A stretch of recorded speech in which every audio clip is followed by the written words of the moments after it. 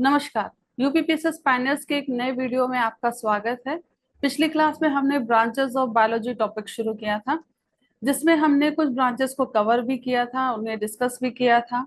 आज की क्लास में हम बायोलॉजी की कुछ और ब्रांचेस को डिस्कस करेंगे जो एग्जाम के लिए बहुत इंपॉर्टेंट है। तो पहला टर्म है साइटोलॉजी या कोशिका विज्ञान। डेफिनेशन देख लेते हैं। कोशिका विज्ञान जीव विज्ञान की वह शाखा है जिसमें कोशिकाओं का वैज्ञानिक अध्ययन किया जाता है। इसमें किसका अध्ययन किया जाता है? कोशिकाओं का वैज्ञानिक अध्ययन किया जाता है। जैसे कोशिका की संरचना हो गई, कोशिका झिल्ली हो गई, या जैसे हम सेल मेम्ब्रेन बोलते हैं इंग्लिश में, कोशिका द्रव्य हो गया, कोशिका का न्यूक्लियस हो गया, कोशिकाओं में पाए जाने वाले जो सेल ऑर्गेनल्स होते हैं, कोशिकाओं में जो विभाजन होता है माइटोसिस और मियोसिस, कोशिका कितने प्रकार की होती है, जैसे प्रोकैरियोटिक और यूकैरियोटिक, इन सब के बारे में हम किस में पढ़ते हैं? साइटोलॉजी में पढ़ते हैं। इसके बाद अगर हम साइटोलॉजी वर्ड की बात करें तो साइटोलॉजी दो ग्रीक शब्दों से मिलकर बना है। पहला है काइटोस, जिसका मतलब होता है खोखला पात्र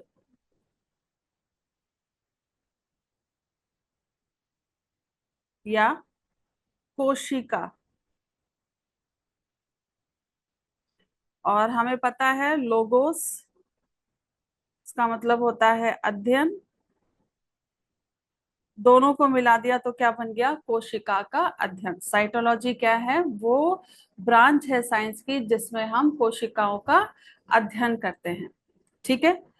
अब कोशिका की खोज की बात करें तो सबसे पहले मतलब कोशिका की खोज करने का जो क्रेडिट है वो जाता है रॉबर्ट हुक को। इन्होंने 1665 में कोशिका की सबसे पहले खोज की थी। कैसे की थी? रॉबर्ट हुक ने खुद के बनाए हुए माइक्रोस्कोप से कॉर्क के एक पतले टुकड़े को देखा और उसमें उन्हें मधुमक्खी के छत्ते जैसी छोटी छोटी खाली कोठरियां या कंपार्टमेंट्स दिखाई दिए। और इन कोठरियों का आकार उन्हें बिल्कुल कैसा लगा? मठ के साधुओं के छोटे छोटे कमरों जैसा लगा। और जिन्हें क्या क्या बोलते थे? लैटिन भाषा में बोला जाता था सेला। ठीक है। और इसी सेला से वर्ड निकला सेल। और रॉबर्ट हुक ने इन कंपार्टमेंट्स को, इन जो छत्ते जैसा जो आकार उन्हें दिखाई दिया था उसको क्या बोला? सेल बोला। ये देखिए, ये इस तरीके का कुछ स्ट्रक्चर उन्हें दिखाई दिया था। और ये जो कंपार्टमेंट्स आपको छोटे छोटे जो हॉलो कंपार्टमेंट्स दिख रहे हैं, इन्हीं को इन्होंने सेल नाम दिया। ठीक है। लेकिन रॉबर्ट हुक ने जो सेल डिस्कवर की थी वो कैसी थी? डेड सेल थी। क्योंकि इन्होंने क्या देखा था? इन्होंने डेड प्लांट टिश्यू देखा था। जो कॉर्क होता है वो क्या होता है? डेड प्लांट टिश्यू होता है। यानी कि जैसे हम कहते हैं मृत पादप ऊतक।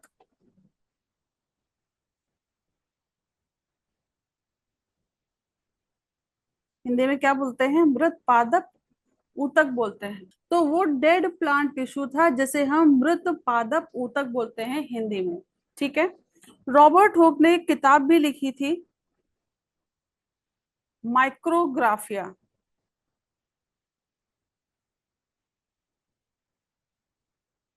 और क्योंकि रॉबर्ट हुक ने ही सबसे पहले सेल की खोज की थी, इसीलिए इन्हें ही फादर ऑफ साइटोलॉजी भी कहा जाता है। फादर ऑफ साइटोलॉजी किसे कहा जाता है? रॉबर्ट हुक को। तो बात अब ये उठती है कि अगर जो रॉबर्ट हुक ने सेल देखी थी वो डेड सेल थी, तो पहली जीवित कोशिका किसने देखी थी? पहली लिविंग सेल को किसने देखा था, किसने डिस्कवर किया था? तो ये क्रेडिट जाता है एंटोनी वैन ल्यूवेनहॉक को।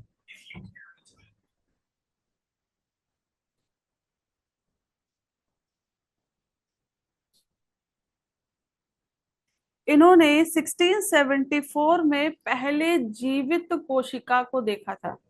ठीक है।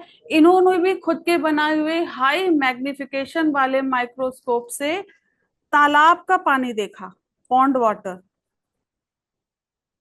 पॉन्ड वाटर को देखा, जिसमें इन्हें छोटे छोटे सूक्ष्म जीव दिखाई दिए। क्या दिखाई दिया? सूक्ष्म जीव दिखाई दिए, या छोटे छोटे लिटिल एनिमल्स दिखाई दिए,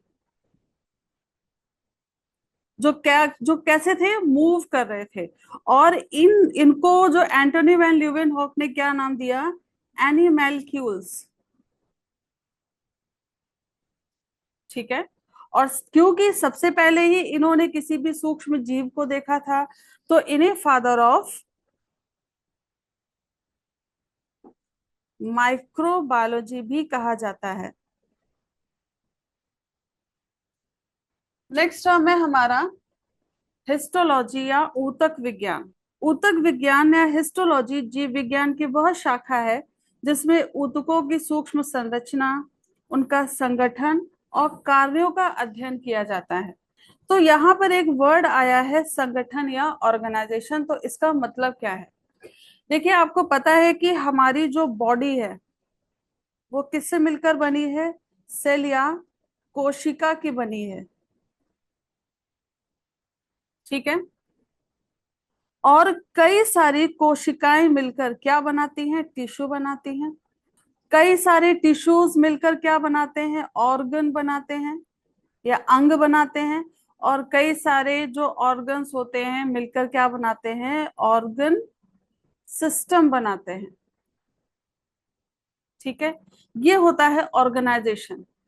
अच्छा, अब यहां पर एक छोटी सी बात समझिए कि जैसे मान लिया हमारे पास कई सारी ईंटें हैं, हमने इन्हें यूं ही इस तरीके से ढेर में रख दिया, मतलब इसे रैंडम ऐसे ही फेंक दिया, रख दिया, तो ये क्या है? हमारे पास सिर्फ एक ढेर है ईंटों का।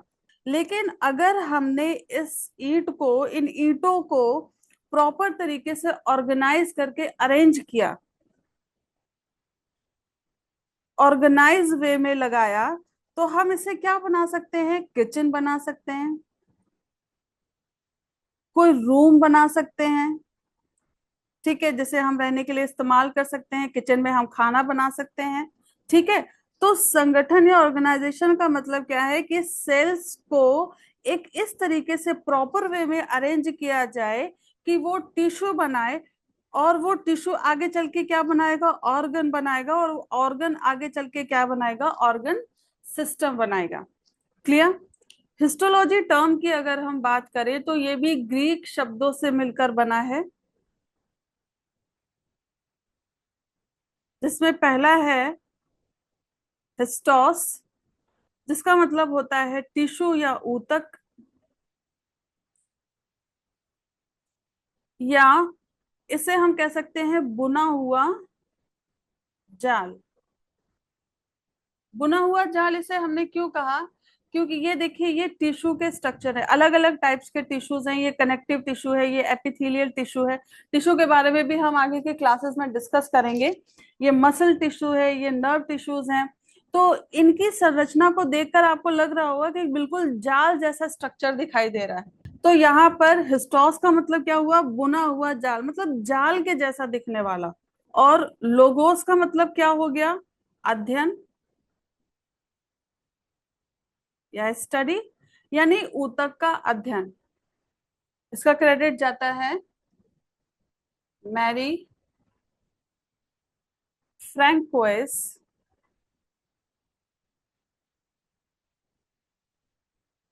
जेवियर पिचैट। क्लियर? उसके बाद नेक्स्ट हमारा टर्म है कैरियोलॉजी या केंद्रक विज्ञान। तो सबसे पहले हम कैरियोलॉजी की या केंद्रक विज्ञान की डेफिनेशन देख लेते हैं। कैरियोलॉजी जीव विज्ञान की वह शाखा है जिसके अंतर्गत कोशिका के केंद्रक या न्यूक्लियस और उसमें उपस्थित गुणसूत्रों या क्रोमोसोम्स की संरचना, संगठन और व्यवहार का अध्ययन किया जाता है।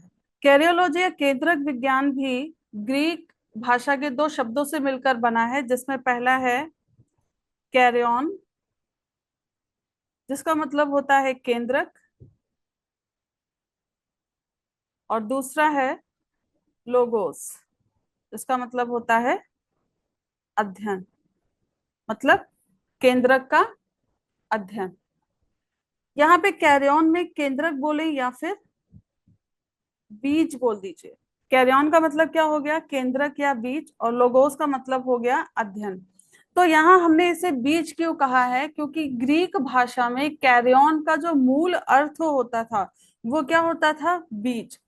और जो सेल में, मान लीजिए ये सेल है, उसमें सेंटर में जो न्यूक्लियस होता है, इसकी तुलना किससे की गई, बीज से की गई, और इसीलिए इसे टर्म दिया गया कैरियन। और हमने अभी बताया कि कैरियन को ग्रीक भाषा में क्या बोला जाता था, बीज। और ये जो न्यूक्लियस है, ये सेल में बिल्कुल एक बीज की तरह दिख रहा था, जैसे फल होता है, फल में सेंटर में जो बीज होता है, बिल्कुल उसी की तरह से दिख रहा था ये न्यूक्लियस, इसलिए इसे नाम दिया गया कैरियन। अच्छा, यहाँ पे कुछ बातें आप ध्यान रखिए। न्यूक्लियस की खोज किसने की थी,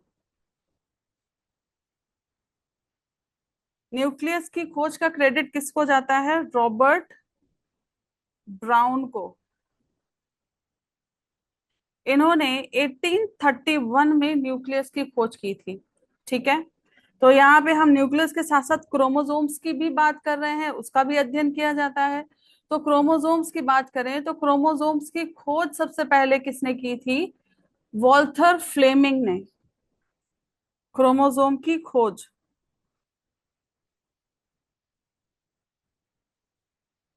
क्रोमोसोम्स की खोज किसने की, वॉल्थर फ्लेमिंग।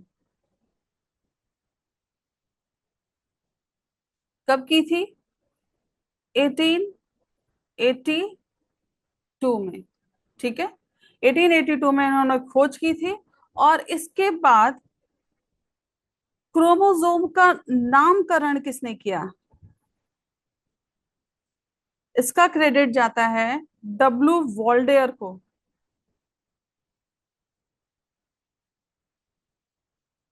कब, 1888 में। ठीक है, तो क्रोमोसोम्स की खोज किसने की, वॉल्थर फ्लेमिंग ने 1882 में, लेकिन इसको नाम किसने दिया, डब्ल्यू वॉल्डेयर ने 1888 में। नेक्स्ट टर्म है हमारा इक्थियोलॉजी या मत्स्य विज्ञान।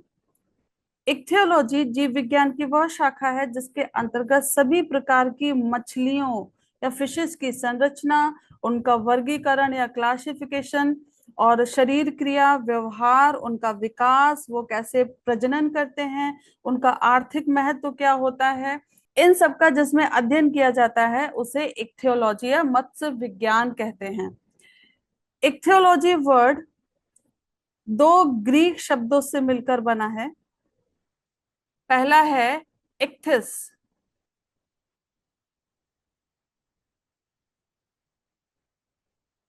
इसका मतलब होता है मछली, और दूसरा है लोगोस, मतलब अध्ययन, मछली का अध्ययन। इक्थियोलॉजी में क्या पढ़ते हैं, मछली का अध्ययन करते हैं। फादर ऑफ इक्थियोलॉजी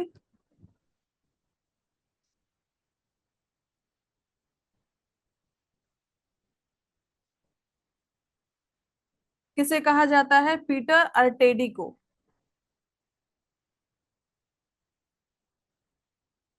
पीटर अर्टेडी को फादर ऑफ इक्थियोलॉजी कहा जाता है। इन्होंने एक बुक भी लिखी थी,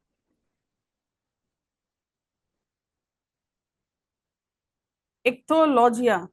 नेक्स्ट टर्म है हमारा पैरासिटोलॉजी या परजीवी विज्ञान। तो पैरासिटोलॉजी या परजीवी विज्ञान जीव विज्ञान की वह शाखा है जिसके अंतर्गत पैरासाइट्स या परजीवियों, उनके पोषकों और उनके बीच होने वाले पारस्परिक संबंधों का अध्ययन किया जाता है। ये भी ग्रीक भाषा के दो शब्दों से मिलकर बना है। पहला है पैरासिटोस, इसका मतलब क्या हो गया, परजीवी। दूसरा है लोगोस मतलब अध्ययन, परजीवियों का अध्ययन। यहाँ पर हम परजीवियों का अध्ययन कर रहे हैं। एक बार हम परजीवी देख लेते हैं कि परजीवी होता क्या है। परजीवी या पैरासाइट होता क्या है। पैरासाइट वह जीव होता है जो किसी दूसरे जीव के शरीर के भीतर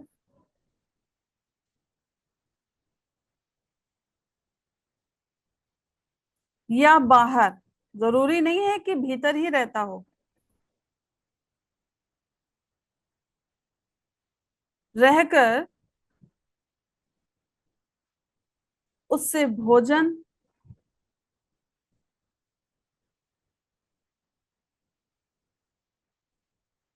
आश्रय, पोषण प्राप्त करता है।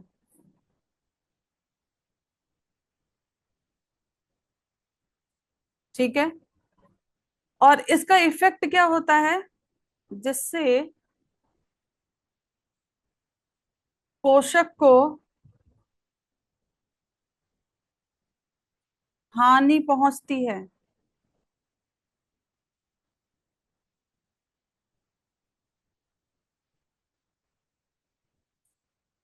इसके कुछ एग्जाम्पल्स हैं, जैसे टेप वर्म, राउंड वर्म,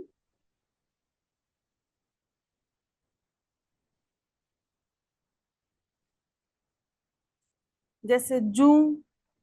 जू भी क्या है, पैरासाइट है। जोंक, ये सब क्या है, पैरासाइट्स के एग्जाम्पल हैं। Father of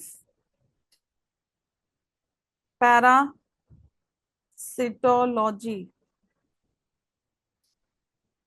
Francesco ready. Francisco ready को फादर ऑफ पैरासिटोलॉजी बोला जाता है। नेक्स्ट टर्म है हमारा हेलमिंथोलॉजी या कृमि विज्ञान। हेलमिंथोलॉजी जीव विज्ञान की वह शाखा है जिसके अंतर्गत परजीवी कृमियों की संरचना, वर्गीकरण, जीवन चक्र, रोग जनकता और उनके नियंत्रण का अध्ययन किया जाता है। इसके पहले हमने पढ़ा था पैरासिटोलॉजी। पैरासिटोलॉजी में हम हर तरीके के पैरासाइट्स का अध्ययन करते हैं, लेकिन जब हम हेलमिंथोलॉजी की बात करें तो उसमें सिर्फ कृमियों का अध्ययन करते हैं। ठीक है, जो पैरासिटिक वॉर्म्स होते हैं उनका अध्ययन करते हैं। हेलमिंथोलॉजी भी ग्रीक भाषा के दो शब्दों से मिलकर बना है, जिसमें पहला है हेलमिन्स, कृमि। इसका मतलब क्या है, कृमि या परजीवी कृमि।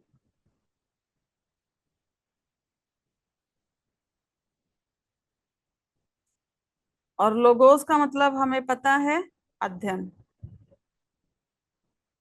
मतलब कृमियों का अध्ययन। इनमें हम पढ़ते तो हैं हेलमिंथिस के बारे में, तो ये होते क्या हैं, ये बहुकोशिकीय परजीवी कृमि होते हैं। मल्टी सेलुलर परजीवी कृमि होते हैं,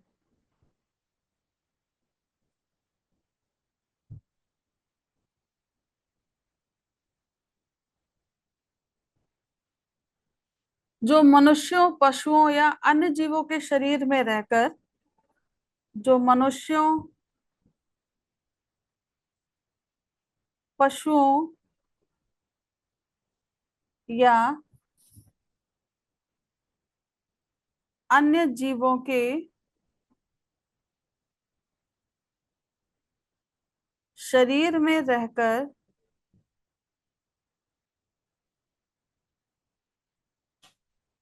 क्या करते हैं, उनसे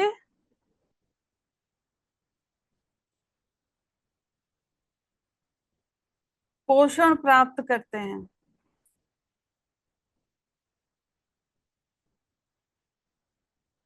ठीक है। और उसका इफेक्ट क्या होता है? और रोग उत्पन्न कर सकते हैं।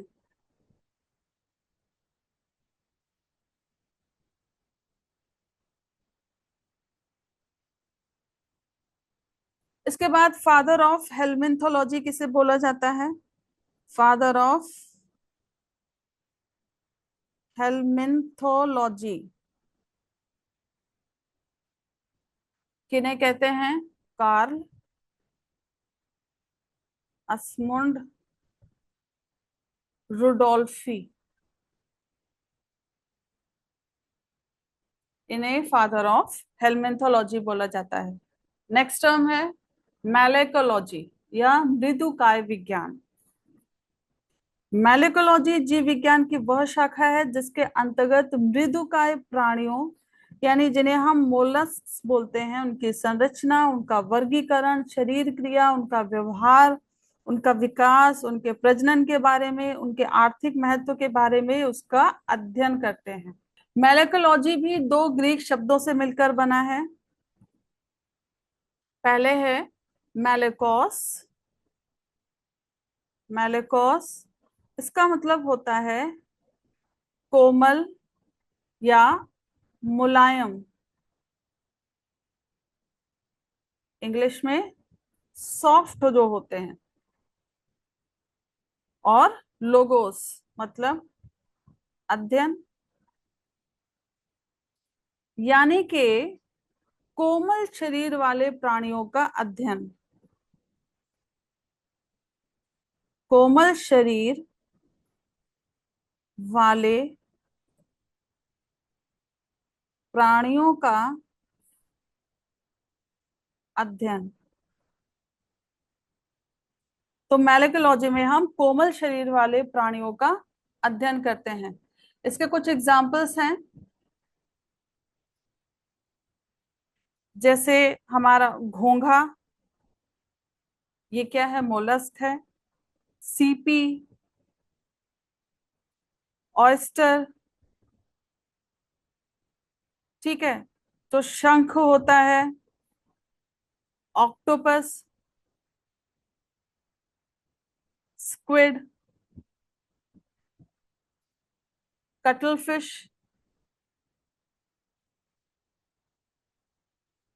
ये सब मोलस्क के एग्जाम्पल हैं। नेक्स्ट टर्म है एपीकल्चर या मधुमक्खी पालन। तो इसकी डेफिनेशन देखते हैं। एपीकल्चर कृषि विज्ञान की वह शाखा है जिसके अंतर्गत मधुमक्खियों के वैज्ञानिक पालन, उनका प्रबंधन, उनके प्रजनन और शहद और अन्य उत्पादों के उत्पादन का अध्ययन किया जाता है।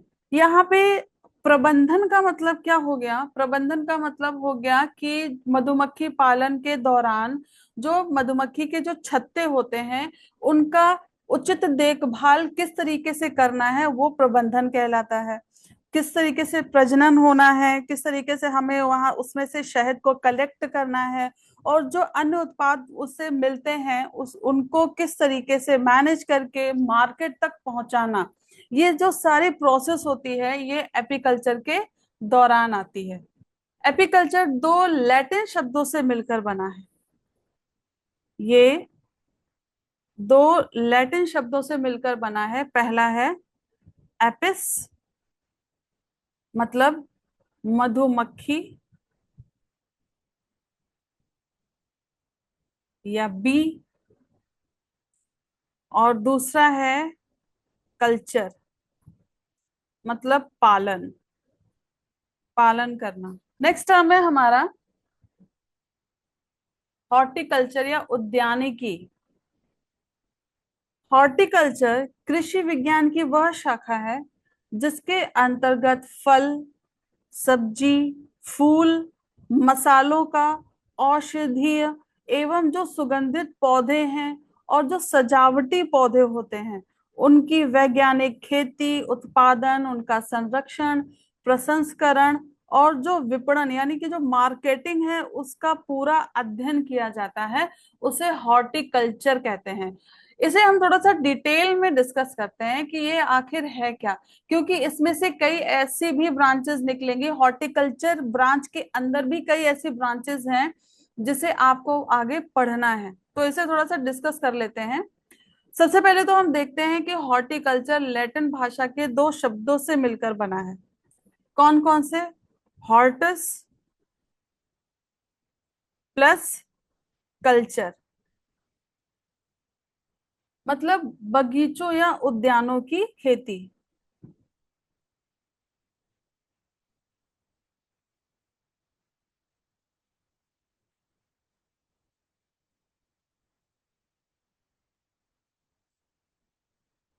ठीक है, हॉर्टस मतलब क्या हो गया? उद्यान या बगीचा। और कल्चर आपको पता है, हमने अभी देखा था, पालन या खेती करना। इसको मैं अलग अलग लिख देती हूँ। हॉर्टस मतलब क्या हो गया? उद्यान या बगीचा। और कल्चर मतलब खेती या पालन, इंग्लिश में कल्टीवेशन। अब सबसे पहली बात यह है कि कृषि, जब हम कृषि की बात करते हैं तो उसमें हम दो काम कर सकते हैं। या तो हम फील्ड क्रॉप्स लगाएं,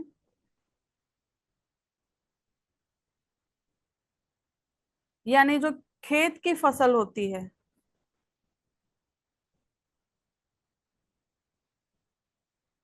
और दूसरा इसका ब्रांच है हॉर्टिकल्चर, जिसके बारे में हम अभी पढ़ रहे हैं, या फिर उद्यानिकी। ठीक है, तो कृषि के ही या एग्रीकल्चर के ही दो पार्ट्स हो गए, फील्ड क्रॉप्स या हॉर्टिकल्चर। हम क्या कर रहे हैं? अब अगर हम फील्ड क्रॉप्स की बात करें तो इसमें हम क्या करेंगे? धान लगाएंगे, गेहूं लगाएंगे, ठीक है, मक्का लगा सकते हैं, इस तरीके की और भी फसलें हैं। लेकिन जब हम हॉर्टिकल्चर की बात करेंगे तो उसमें हम क्या लगाएंगे? किस तरीके की फसल लगाएंगे?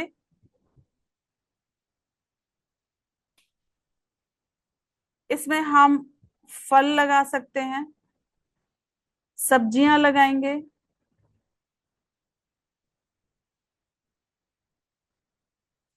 फूल, मसाले, जो औषधीय पौधे होते हैं वो औषधीय पौधे, चाय, कॉफी, सजावटी पौधे।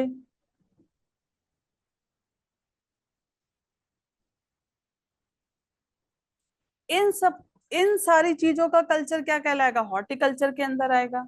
तो हॉर्टिकल्चर में हमने क्या लगाया? फल सब्जियां। अगर हम फल लगा रहे हैं तो भी वो हॉर्टिकल्चर है, सब्जियां कर लगा रहे हैं तो भी हॉर्टिकल्चर है, फूल मसाले औषधीय पौधे लगा रहे हैं, चाय कॉफी सजावटी पौधे, हम जिस इनमें से जो भी कर रहे हैं वो हॉर्टिकल्चर के अंदर ही आता है। नेक्स्ट टर्म है हमारा पोमोलॉजी। पोमोलॉजी उद्यानिकी यानी हॉर्टिकल्चर की वह शाखा है जिसके अंतर्गत तो फलों का वैज्ञानिक अध्ययन, मतलब उसकी खेती, उत्पादन, प्रजनन, संरक्षण कैसे करेंगे, प्रसंस्करण, उसका जो विपणन है, मार्केटिंग, इन सब चीजों का जो अध्ययन किया जाता है वो पोमोलॉजी कहलाता है। ये भी ये हॉर्टिकल्चर की शाखा है। ओलेरी कल्चर या शाक भाजी विज्ञान हमारा नेक्स्ट टर्म है। ओलेरी कल्चर उद्यानिकी या हॉर्टिकल्चर की वह शाखा है जिसके अंतर्गत सब्जियों की वैज्ञानिक खेती, उत्पादन, प्रजनन, संरक्षण एवं विपणन का अध्ययन किया जाता है। तो ये आपको समझ में आ गया होगा। नेक्स्ट टर्म है हमारा फ्लोरिकल्चर या पुष्प विज्ञान। फ्लोरिकल्चर भी हॉर्टिकल्चर की वह शाखा है जिसके अंतर्गत फूलों एवं सजावटी पुष्पीय पौधों की वैज्ञानिक खेती, उत्पादन, संरक्षण और विपणन का अध्ययन किया जाता है। ठीक है, तो ये तीनों हमने इंडिविजुअली भी पढ़ लिए और इसको हमने ये भी देख लिया कि ये तीनों किसके ब्रांचेस हैं, ये तीनों ही हॉर्टिकल्चर की ब्रांचेस हैं। नेक्स्ट टर्म है सेरीकल्चर या रेशम कीट पालन। सेरीकल्चर कृषि विज्ञान की वह शाखा है जिसके अंतर्गत रेशम कीटों यानी कि जो सिल्क वॉर्म्स होते हैं उनका वैज्ञानिक पालन, प्रजनन, प्रबंधन और उससे रेशम के उत्पादन का अध्ययन किया जाता है। सेरीकल्चर शब्द दो लैटिन शब्दों से मिलकर बना है। पहला है सेरिकम, इसका मतलब होता है रेशम या सिल्क। दूसरा है कल्चर, मतलब पालन, यानी कि रेशम का पालन। ये तो लिटरल मीनिंग हो गया। इसका मतलब क्या हुआ? रेशम कीटों का पालन। रेशम कीटों का पालन, ये क्या कहलाता है? सेरीकल्चर कहलाता है। इसमें एक बात ध्यान रखिएगा, आपके एग्जाम के लिए इंपॉर्टेंट है। जो रेशम है वो मुख्यतः कहाँ से मिलता है? रेशम के कीड़े के कोकून से प्राप्त करते हैं। ये आपसे पूछा जा सकता है एग्जाम में कि हमें जो सिल्क वॉर्म की जो लाइफ साइकिल होती है उसमें से उसका कौन सा स्टेज होता है जिससे हम रेशम को प्राप्त करते हैं? तो कोकून से।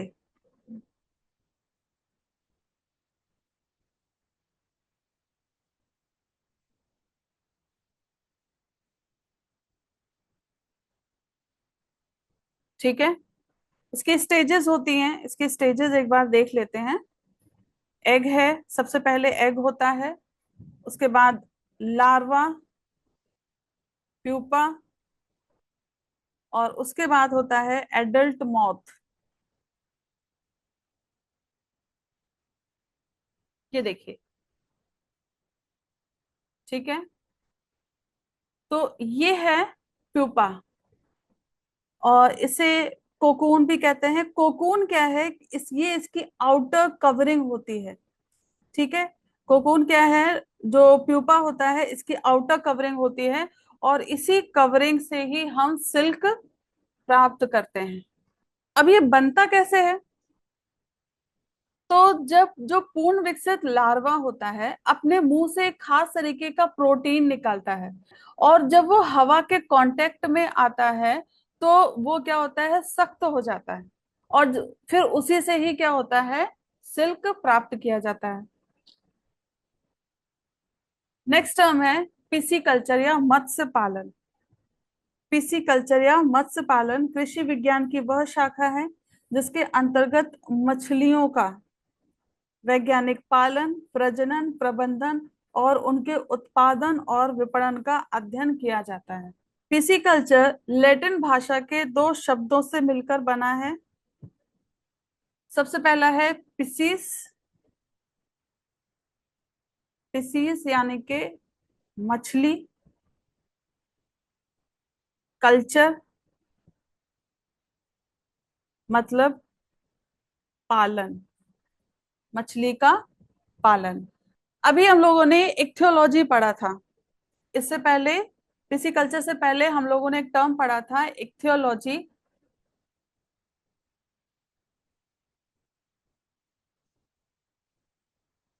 इसमें हम लोगों ने क्या पढ़ा था? मछलियों का अध्ययन किया था।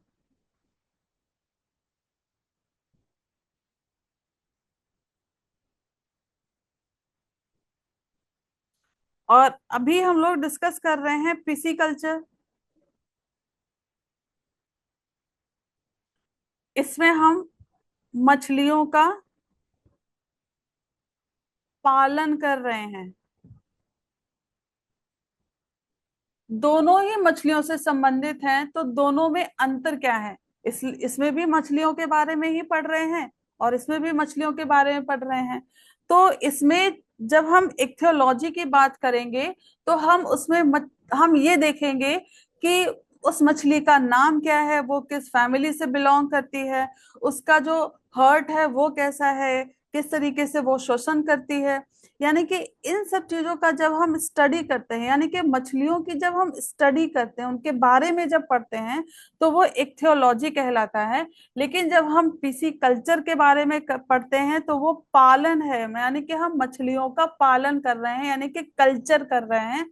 जहाँ पे भी कल्चर वर्ड लगा हो वहां पे पालन होता है। जैसे कि रोहू को किस तरीके से हम उनको पालें, क्या खिलाएं, ठीक है, वो कितने महीने में बड़ी होगी और उससे कितना उत्पादन मिलेगा। इसी तरीके के और भी एग्जांपल्स हैं। जैसे अगर हम एपीकल्चर की बात करें तो उसमें हम मधुमक्खी पालन की बात कर रहे हैं, सेरीकल्चर की बात करें तो हम रेशम कीट पालन की बात कर रहे हैं। नेक्स्ट टर्म है हमारा विटीकल्चर। विटीकल्चर हॉर्टिकल्चर की वह शाखा है जिसके अंतर्गत अंगूरों की वैज्ञानिक खेती, प्रजनन, उत्पादन, प्रबंधन, संरक्षण तथा विपणन का अध्ययन किया जाता है। विटीकल्चर भी लेटिन भाषा के दो शब्दों से मिलकर बना है। पहला है विटिस, मतलब अंगूर की बेल या ग्रेप वाइन। कल्चर पता है हमें, खेती या पालन।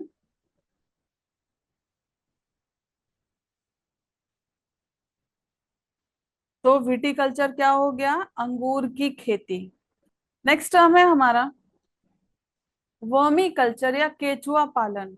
वर्मी कल्चर कृषि विज्ञान की वह शाखा है जिसके अंतर्गत केचुओं के वैज्ञानिक पालन, प्रजनन, प्रबंधन तथा उनसे जो वर्मी कंपोस्ट मिलता है और वर्मी वॉश मिलता है उसके उत्पादन का अध्ययन किया जाता है। वर्मी कल्चर भी लेटिन भाषा के दो शब्दों से मिलकर बना है। पहला है वर्मिस, मतलब केंचुआ,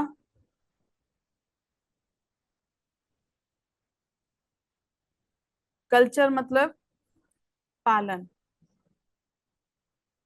दोनों को मिला दे क्या बन गया, केचुआ का पालन।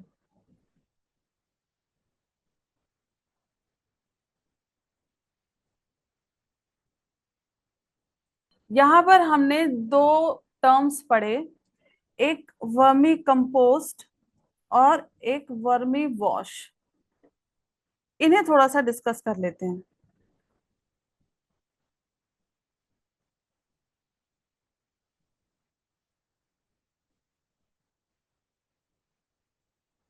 सबसे पहले देखते हैं कि वर्मी कंपोस्ट क्या होता है। तो वर्मी कंपोस्ट क्या है, ये जैविक खाद है। अब ये बना कैसे, इसे थोड़ा समझ लेते हैं। मान लीजिए ये एक गड्ढा है, ठीक है। इस गड्ढे में हमने गोबर, सूखे पत्ते, रसोई का जो जैविक कचरा होता है उसे, और जो फसल के अवशेष होते हैं उन सबको इस गड्ढे में डाल दिया। और इस गड्ढे में हमने कुछ केंचुए छोड़ दिए, ठीक है। अब ये केंचुए क्या करेंगे, इन पदार्थों को खाकर पचा लेंगे और जो मल बाहर निकालेंगे वही क्या कहलाता है, वर्मी कंपोस्ट कहलाता है, ठीक है। यानी कि केचुओं द्वारा तैयार की गई जैविक खाद क्या कहलाती है, वर्मी कंपोस्ट कहलाती है। ये किस कलर की होती है, गहरे भूरे या काले रंग की होती है। गहरे भूरे या काले रंग की होती है। और कैसी होती है, भुरभुरी या क्रम्बली होती है।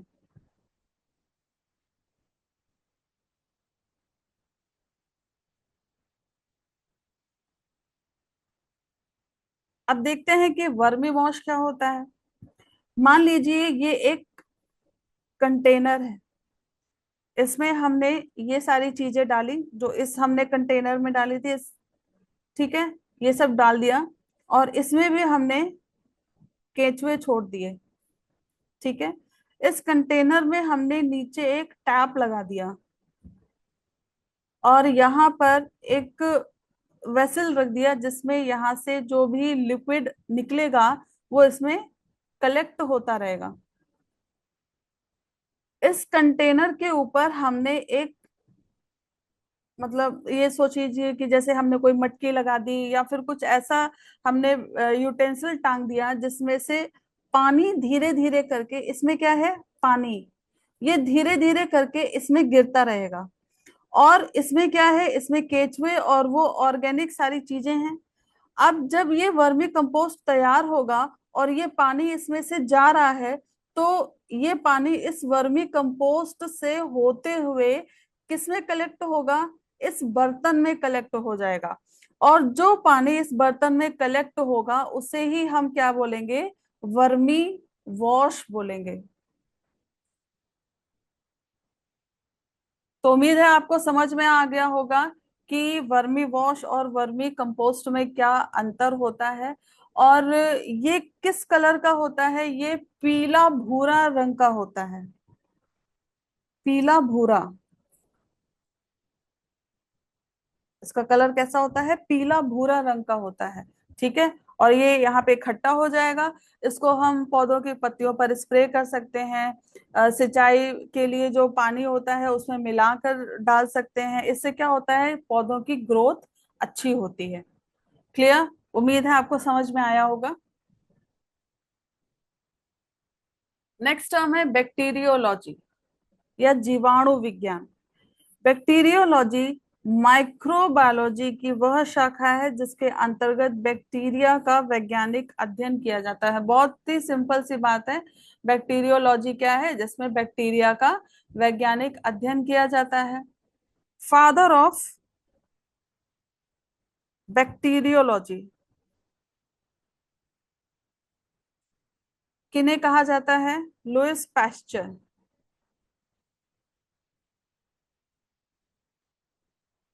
लुईस पैस्चर को फादर ऑफ बैक्टीरियोलॉजी कहते हैं। इसमें बस इतना ही देखेंगे। नेक्स्ट टर्म है हाइड्रोपोनिक्स या मृदा रहित कृषि। हाइड्रोपोनिक्स कृषि विज्ञान की वह तकनीक है जिसके अंतर्गत पौधों को मिट्टी के बिना पोषक तत्वों से युक्त जल में उगाया जाता है। मतलब नॉर्मली हम पौधों को किस में उगाते हैं, मिट्टी में उगाते हैं। लेकिन जब हम हाइड्रोपोनिक्स की बात करेंगे तो इसमें पौधों को मिट्टी में नहीं उगाएंगे बल्कि किसमें, जल में उगाएंगे, जिसमें सारे जो रिक्वायर्ड न्यूट्रिएंट्स होते हैं जो पौधों की ग्रोथ के लिए जरूरी होते हैं वो सब इस जल में अवेलेबल होते हैं। ठीक है। इसे ही क्या बोलते हैं, हाइड्रोपोनिक्स बोलते हैं। हाइड्रोपोनिक्स शब्द भी ग्रीक भाषा के दो शब्दों से मिलकर बना है, जिसमें पहला है हाइडोर, मतलब जल। हाइड्रो नहीं है, हाइडोर है। ठीक है। और पोनोस, मतलब कार्य या वर्क। तो हाइडोर और पोनोस को जब हम मिलाएंगे तो इसका मतलब क्या हुआ, जल के माध्यम से कार्य करना।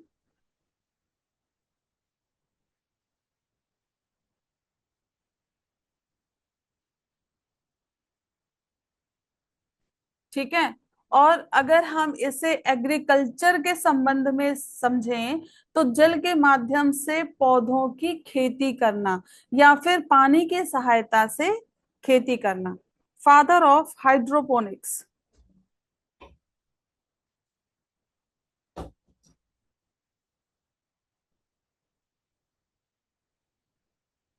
डॉक्टर विलियम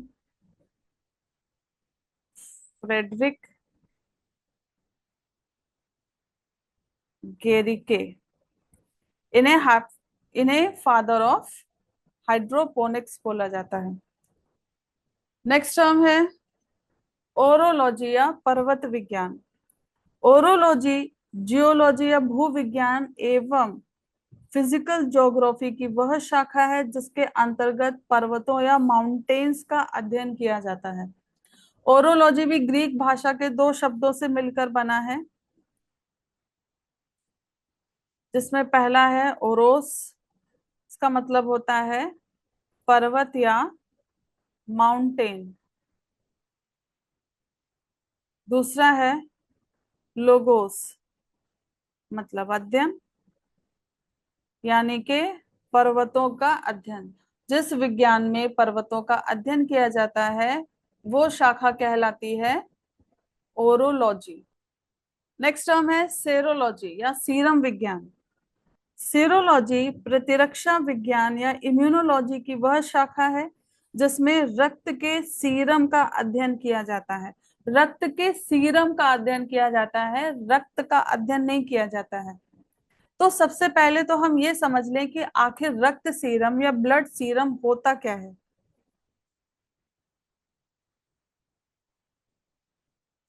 ब्लड सीरम या रक्त सीरम है क्या।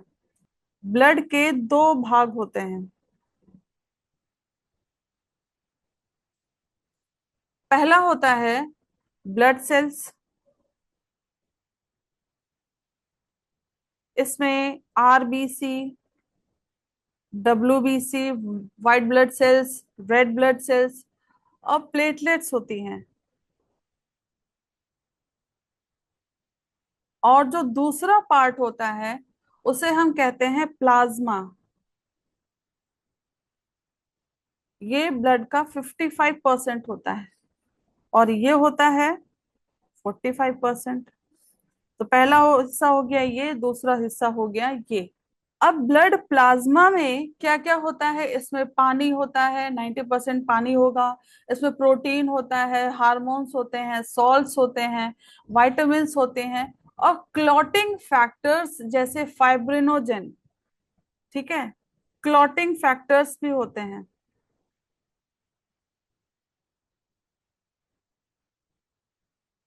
जैसे फाइब्रिनोजेन।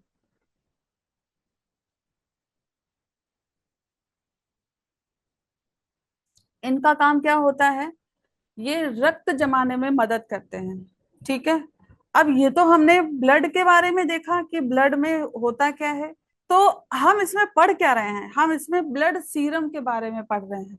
तो सीरम कैसे बनता है, ब्लड से ब्लड सीरम कैसे बन जाता है। मान लीजिए डॉक्टर ने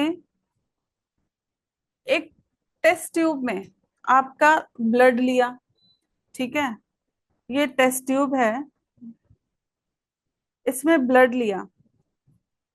ठीक है, यहां तक आपका ब्लड है। अब क्योंकि इस ब्लड में ये क्लॉटिंग फैक्टर अवेलेबल है, इसमें आरबीसी, डब्ल्यूबीसी, प्लेटलेट्स ये सारे अवेलेबल हैं। तो ये फाइब्रिनोजेन और जो दूसरे क्लॉटिंग फैक्टर्स होते हैं ये क्या करेंगे, ये जो ब्लड होगा इसको क्या कर देंगे, इसका थक्का जमा देंगे। क्योंकि ये क्लॉटिंग फैक्टर का काम ही क्या होता है, ब्लड का, ब्लड को थक्का बना देना, उसका थक्का बना देना। ठीक है, और अब जब ये थक्का बन जाएगा तो इसके ऊपर, इस थक्के के ऊपर हल्का पीला,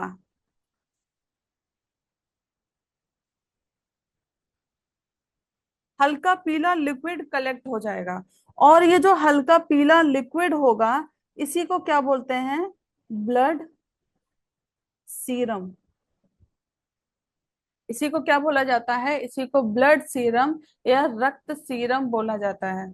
अगर हम इसे बहुत ही सिंपल नॉर्मल भाषा में समझना चाहें तो मान लीजिए हमने एक बर्तन लिया। ठीक है, इसमें हमने दूध डाला और इसको जमाने के लिए छोड़ दिया। तो दही जब जम जाएगा, ठीक है, तो वो तो एक थक्के के रूप में हमें बर्तन के नीचे दिखाई देता है और उसके ऊपर हल्का पीला पीला सा पानी होता है। तो जिस, ये पानी जो इकट्ठा हो गया है ये क्या कहलाता है, ये है तो उसी का हिस्सा लेकिन ये अलग हो गया है। इसी तरीके से ये जब जम जाएगा ब्लड, तो ये तो क्लॉट हो गया, जम गया। इसके ऊपर जो पानी इकट्ठा हो गया है इसी को हम ब्लड सीरम कह रहे हैं। तो इसकी तुलना इससे मत करिएगा, ये दोनों ही बिल्कुल डिफरेंट चीज है। इसको बस मैंने आपको समझाने के लिए बोला था। तो अगर आपको इसमें कोई भी प्रॉब्लम हो तो बस ये ध्यान रखिएगा, जब हम प्लाज्मा की बात करें तो प्लाज्मा का मतलब है इसमें जो फाइब्रिनोजेन है वो प्रेजेंट है। ठीक है। और जब हम सीरम की बात करें तो इसमें फाइब्रिनोजेन एब्सेंट है,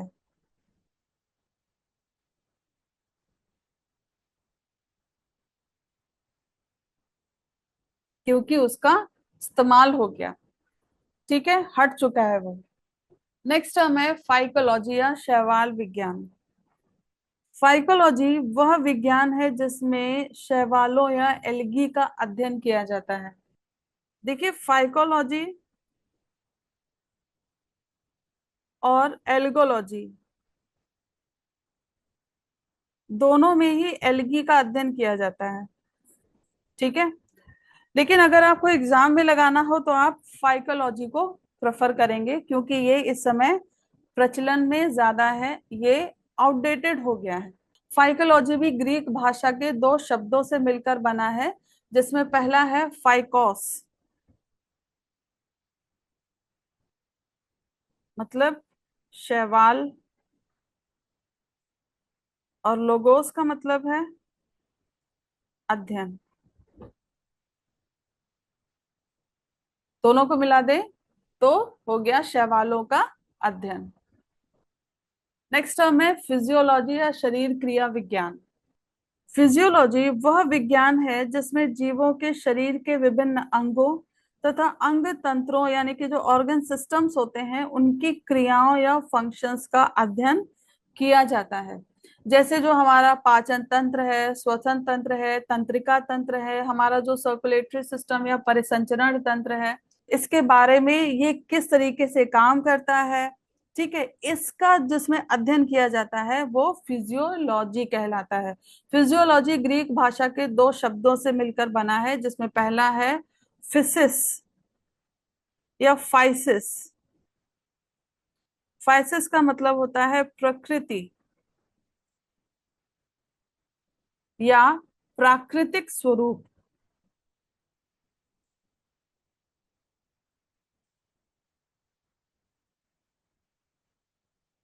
लोगोस हमें पता है अध्ययन। तो फिजियोलॉजी हो गया शरीर की कार्य प्रणाली का अध्ययन, यानी कि जो शरीर है वो किस तरह से काम करता है। हमने पिछली क्लास में एक वर्ड पढ़ा था एनाटॉमी। एनाटॉमी में हम शरीर की बनावट के बारे में पढ़ते हैं कि शरीर की बनावट कैसी है। उसी तरीके से हम फिजियोलॉजी में ये पढ़ते हैं कि जो शरीर के अलग अलग अंग होते हैं, अलग अलग जो सिस्टम्स होते हैं, वो किस तरीके से कार्य करते हैं। जैसे अगर हम हार्ट की बात करें तो हार्ट जो है वो किस तरीके से ब्लड को पंप करता है, फेफड़े किस तरीके से श्वसन करते हैं, जो हमारा मस्तिष्क होता है किस तरीके से संदेश को भेजता है। ठीक, ये सारे काम किस में पढ़े जाते हैं? फिजियोलॉजी में। नेक्स्ट टर्म है पैथोलॉजी या रोग विज्ञान। पैथोलॉजी वह विज्ञान है जिसमें रोगों या डिजीजेस का अध्ययन किया जाता है, जिसमें रोगों के बारे में पढ़ा जाता है कि रोग क्यों होता है, कैसे विकसित होता है, और उस रोग का शरीर पर क्या प्रभाव पड़ता है। इन सब के बारे में जिसमें पढ़ा जाता है वो पैथोलॉजी कहलाती है। पैथोलॉजी भी ग्रीक भाषा के दो शब्दों से मिलकर बना है। पहला है पैथोस, मतलब रोग या पीड़ा या कष्ट। लोगोस का मतलब हो गया अध्ययन, यानी कि रोग का अध्ययन, किसी पीड़ा का अध्ययन, हमारे शरीर में कोई कष्ट है उसका अध्ययन, तो वो क्या हो गया? पैथोलॉजी हो गया। पैलिनोलॉजी या परागकण विज्ञान। पैलिनोलॉजी वनस्पति विज्ञान या बॉटनी की वह शाखा है जिसमें परागकण या पॉलिन ग्रेन्स और बीजाणुओं या स्पोर्स का अध्ययन किया जाता है। ये क्या कहलाता है? पैलिनोलॉजी कहलाता है। तो सबसे पहले हम ये देख लेते हैं कि परागकण और बीजाणु ये होते क्या हैं।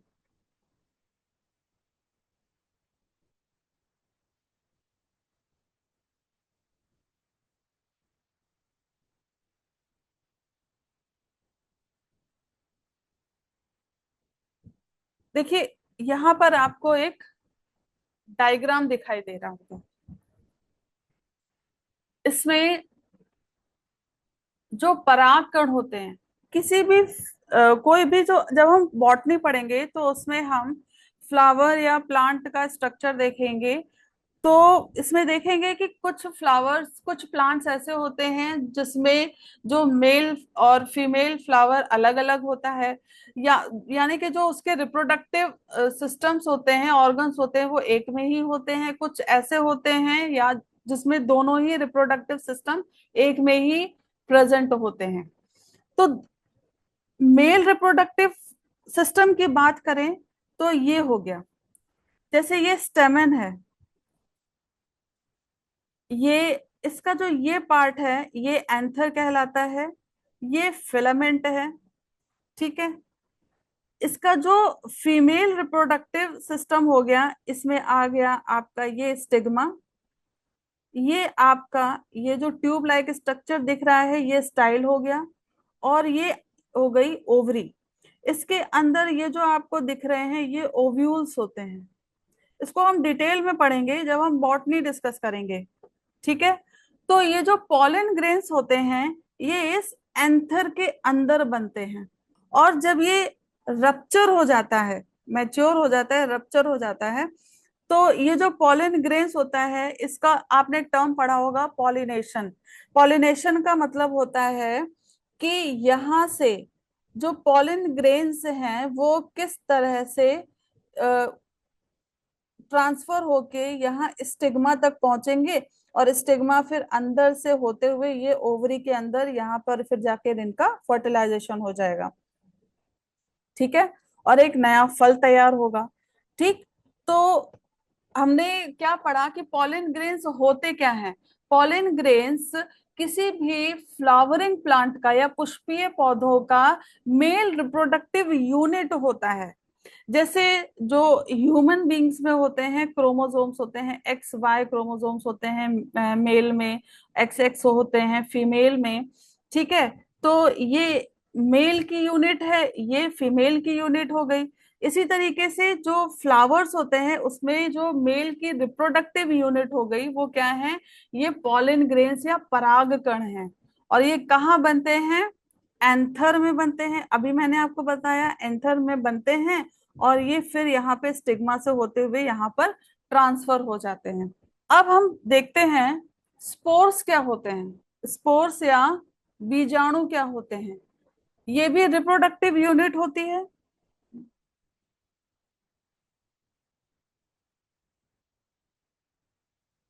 ठीक है, जिससे बिना फर्टिलाइजेशन के एक नया जीव या कोई एक नया जो पौधा होता है वो विकसित हो सकता है। परागकण में क्या होता है, कोई भी नया पौधा या जीव बनने के लिए यहाँ पे फर्टिलाइजेशन होगा, लेकिन बीजाणु वो होते हैं, रिप्रोडक्टिव यूनिट होते हैं, लेकिन ये कोई फर्टिलाइजेशन नहीं करते। ये बस जमीन में गिर जाएंगे, और जो जब इनको फेवरेबल क्लाइमेट या एटमॉस्फेयर मिलेगा तो ये क्या बन जाएंगे, एक नया पौधा या एक नए जीव का निर्माण करेंगे। इसका एग्जाम्पल हो गया जैसे फर्न है, मॉस है, एल्गी है, फंजाई है, ये इसके एग्जाम्पल्स हैं। इनको किसी फर्टिलाइजेशन की जरूरत नहीं होती है। ये जो इनके जो बीजाणु होते हैं, जो इनके रिप्रोडक्टिव यूनिट हैं, ये जमीन में गिर जाते हैं, और जब इनको फेवरेबल क्लाइमेट मिलता है तो खुद से एक नया पौधा बना लेते हैं। क्लियर। नेक्स्ट टर्म है हमारा इंटोमोलॉजी या कीट विज्ञान। इंटोमोलॉजी जूलॉजी की वह शाखा है जिसमें कीटों का अध्ययन किया जाता है, यानी कि इंसेक्ट्स का अध्ययन किया जाता है। वो जूलॉजी की शाखा क्या कहलाती है, इंटोमोलॉजी कहलाती है। इंटोमोलॉजी भी ग्रीक भाषा के दो शब्दों से मिलकर बना है, जिसमें पहला है इंटोमोन। इंटोमोन इसका मतलब होता है कीट, और लोगोस का मतलब तो अब आपको याद ही हो गया होगा, अध्ययन। यानी कीटों का अध्ययन क्या कहलाता है, इंटोमोलॉजी। कीटों की एक खास विशेषता होती है, इनके 3 जोड़ी पैर होते हैं। 3 जोड़ी पैर का मतलब क्या हो गया? कुल कितने पैर हो गए? 6 पैर। ठीक है। शरीर के 3 भाग होते हैं। शरीर के 3 भाग होते हैं।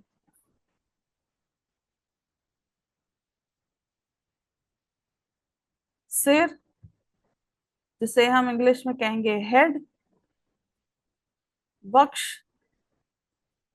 या थोरैक्स,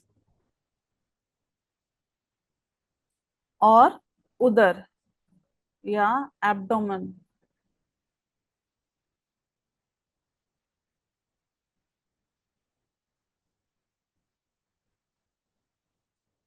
इसके साथ एक जोड़ी एंटीना भी होता है।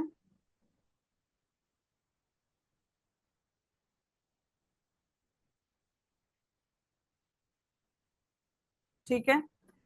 जैसे आपका चींटी हो गई, ठीक है, मधुमक्खी हो गई,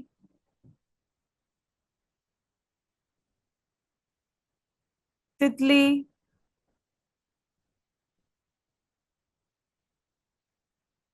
मच्छर, मक्खी, ये सब क्या है? ये सब कीट हैं। नेक्स्ट टर्म, डेमोग्राफी या जनसांख्यिकी।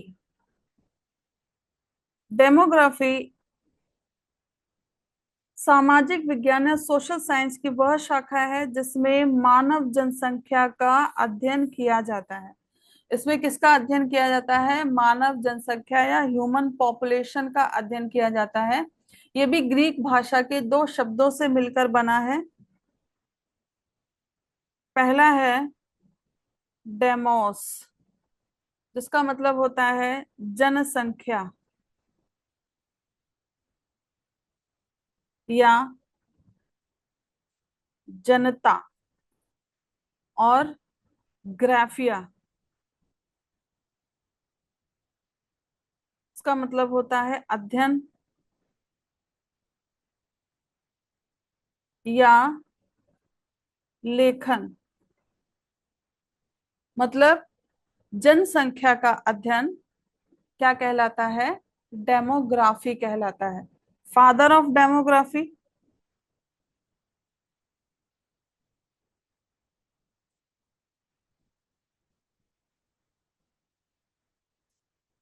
John grant.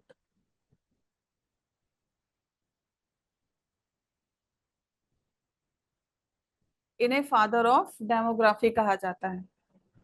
Next term, ethnology या जाति विज्ञान या नृजाति विज्ञान।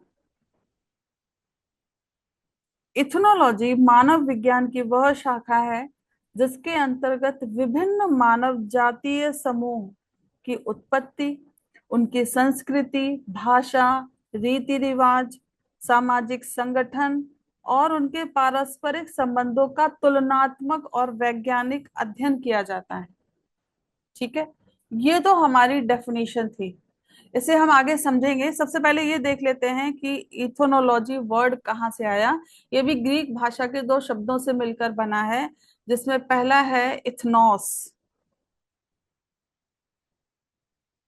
इसका मतलब होता है जातीय समूह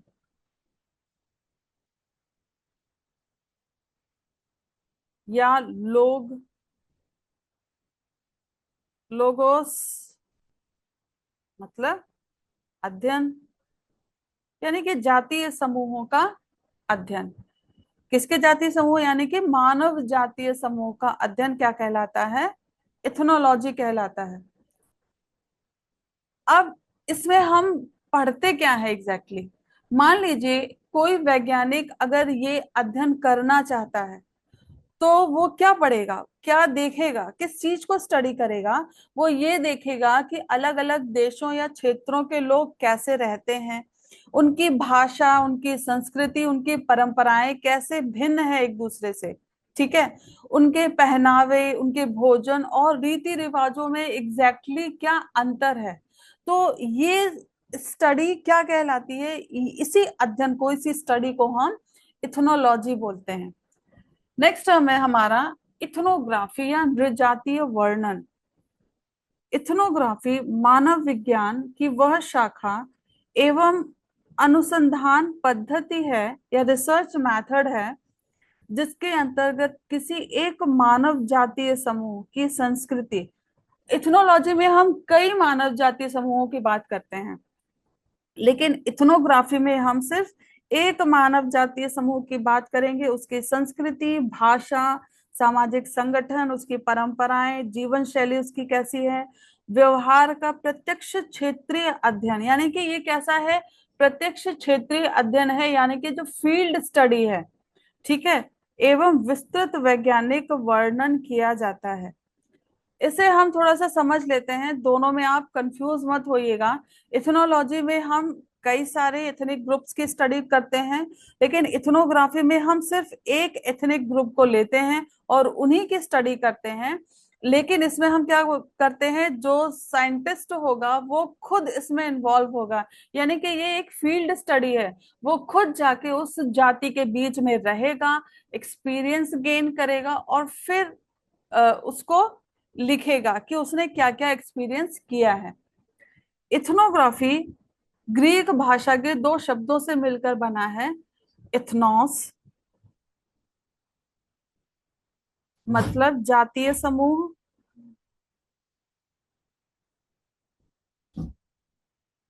और ग्राफिया मतलब वर्णन।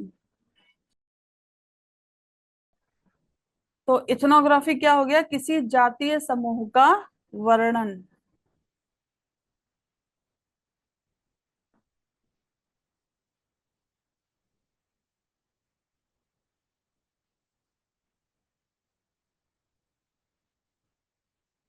क्या कहलाता है, ethnography. Father of ethnography,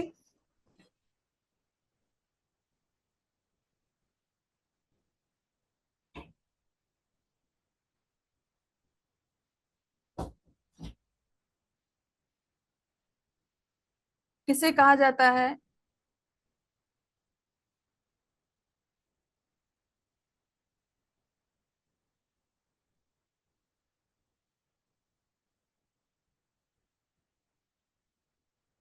Bronislav मैलिनोवस्की को फादर ऑफ इथनोग्राफी कहा जाता है। अब हम थोड़ा सा इथनोग्राफी और इथनोलॉजी में डिफरेंस समझ लेते हैं। मान लीजिए हमने हमने एक जनजाति के बारे में जानना है, मान लीजिए हमें गोंड जनजाति के बारे में जानना है,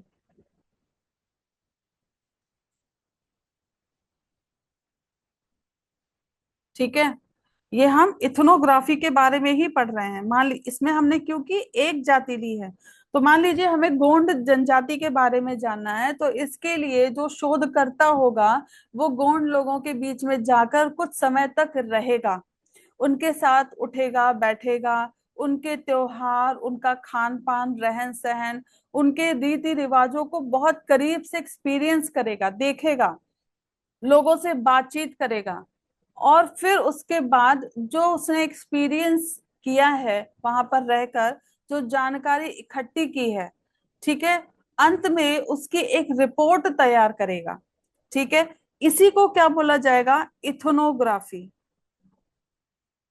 और इथनोलॉजी में वो क्या करेगा, इथनोलॉजी में सबसे पहले तो हम एक जाति को नहीं, कई सारी जनजातियों का वर्णन करेंगे।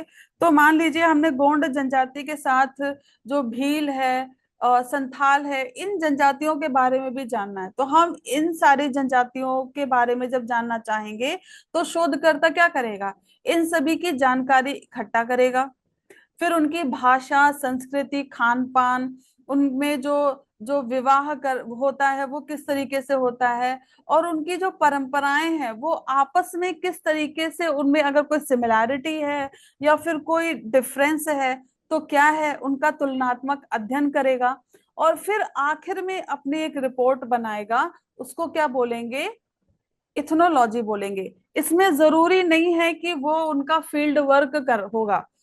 तो ये क्या कर सकता है, अलग अलग बुक से रेफरेंस लेके भी अपनी एक रिपोर्ट तैयार कर सकता है। लेकिन इथनोलॉजी में ये फील्ड वर्क ही होगा, ये वहां पर जाकर चीज को खुद से एक्सपीरियंस करेगा। नेक्स्ट टर्म है इथोलॉजी या व्यवहार विज्ञान। इथोलॉजी वह विज्ञान है जिसमें प्राणियों के व्यवहार या बिहेवियर का अध्ययन किया जाता है। यानी कि जो प्राणी है वो किस तरीके से बिहेव करते हैं, अगर ऐसे बिहेव करते हैं तो ऐसे ही क्यों बिहेव करते हैं, इन चीजों का अध्ययन इथोलॉजी में किया जाता है। इथोलॉजी भी ग्रीक भाषा के दो शब्दों से मिलकर बना है, इथोस यानी कि आदत, व्यवहार या फिर स्वभाव, और लोगोस मतलब अध्ययन। प्राणियों के व्यवहार या उनकी आदत या उनके स्वभाव का अध्ययन क्या कहलाता है, इथोलॉजी कहलाता है। फादर ऑफ इथोलॉजी,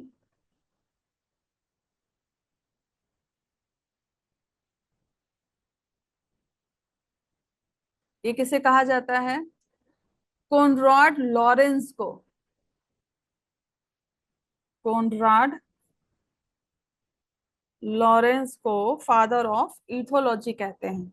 इथोलॉजी को अगर हम थोड़ा सा और समझें तो इथोलॉजी में, मान लीजिए हम जानना चाहते हैं कि पक्षी घोंसला क्यों बनाते हैं, जो मधुमक्खियां हैं वो आपस में कैसे एक दूसरे को जो मैसेज है वो कन्वे करती हैं, कैसे संदेश भेजती हैं, शेर शिकार कैसे करता है, चींटियां आखिर कतार में ही क्यों चलती हैं।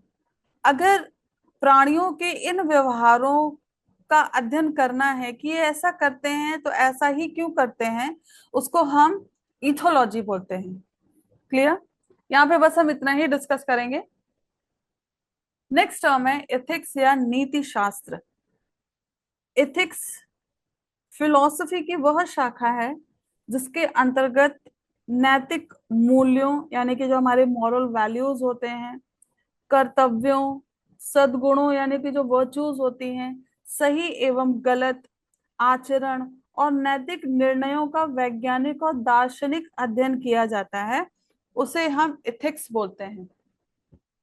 मतलब सही और गलत क्या है, अच्छा और बुरा क्या है, ठीक है, जो हमारा नैतिक आचरण होना चाहिए वो कैसा होना चाहिए। ठीक है, मान लीजिए अगर किसी ने हमें कुछ गलत बोल दिया, तो क्या हमें भी पलटकर उसको गलत ही बोलना चाहिए या फिर उसे सुन लेना चाहिए, काम रहना चाहिए, शांत रहना चाहिए। ठीक है, तो ये सब क्या कहलाता है।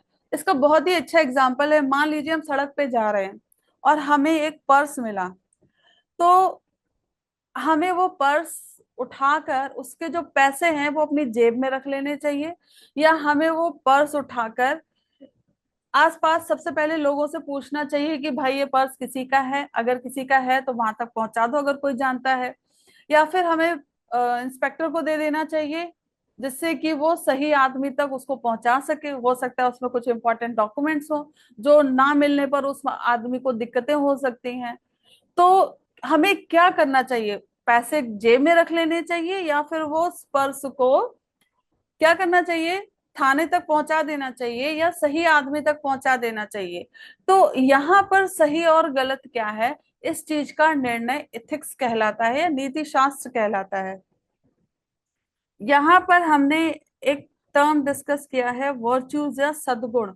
सद्गुण क्या होते हैं, सद्गुण वो गुण होते हैं, वो अच्छे गुण होते हैं जो किसी भी व्यक्ति को अच्छा, ईमानदार और एक जिम्मेदार इंसान बनाने में मदद करते हैं। जैसे कि जो ईमानदारी है, अगर कोई इंसान में करुणा होती है वो उसका सद्गुण है। ठीक है, उसमें साहस होती है कि मदद आने पर किसी की मदद कर सके, किसी कमजोर की मदद कर सके, धैर्य, न्यायप्रियता। ठीक है, ये सब क्या है, ये सद्गुण है।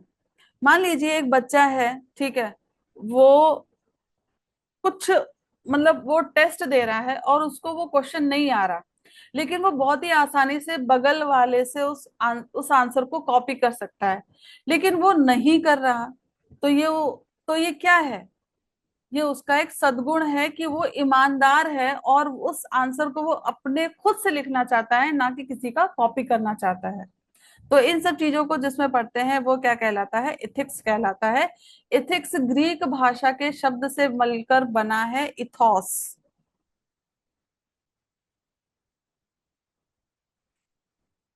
इथॉस शब्द से बना है जिसका मतलब होता है चरित्र या स्वभाव या नैतिक आचरण।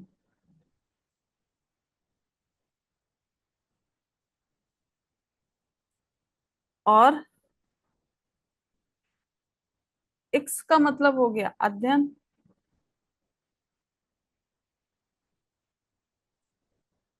ठीक है, मतलब नैतिक आचरण का अध्ययन क्या कहलाता है? इथिक्स कहलाता है। नेक्स्ट टर्म है बायोनिक्स या जैव अनुकरण विज्ञान। बायोनिक्स बायोलॉजी एवं इंजीनियरिंग का एक अंतर विषयी क्षेत्र है जिसके अंतर्गत जीवों की संरचना, उनकी कार्य प्रणाली एवं जैविक प्रणालियों का अध्ययन करके उनके सिद्धांतों का उपयोग मशीनों, उपकरणों, रोबोटों तथा नई तकनीकों के विकास में किया जाता है। ठीक है, ये क्या कहलाता है? बायोनिक्स कहलाता है। इसे अभी हम समझेंगे। बायोनिक्स दो शब्दों से मिलकर बना है। सबसे पहला है बायो, मतलब लाइफ या जीवन, और ओनिक्स मतलब टेक्नोलॉजी या इलेक्ट्रॉनिक्स से संबंधित। तो बायोनिक्स क्या हो गया? जीवों से प्रेरित तकनीक।